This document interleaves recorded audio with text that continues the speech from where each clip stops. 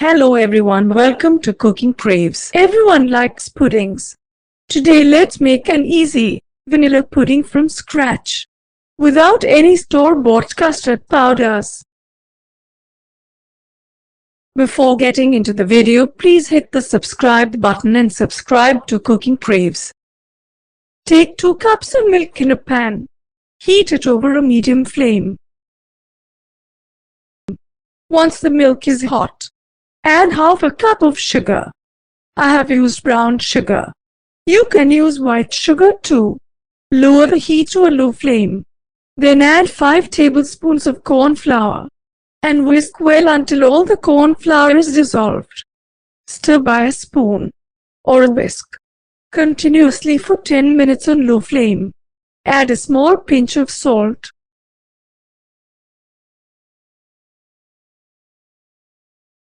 Then add a few drops of food color and mix well until all the color is thoroughly mixed with the pudding.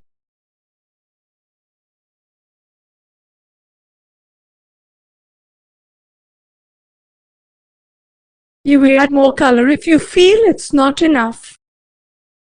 Now the pudding has thickened very well, and you can see it's leaving the sides of the pan. Next, add 1 teaspoon of vanilla extract.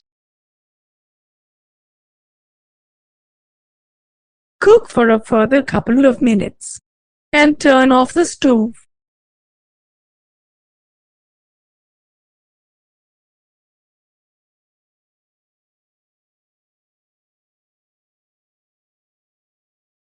Into a serving dish, sprinkle 1 tablespoon of raisins and half a tablespoon of chopped nuts. Now pour the pudding into the dish.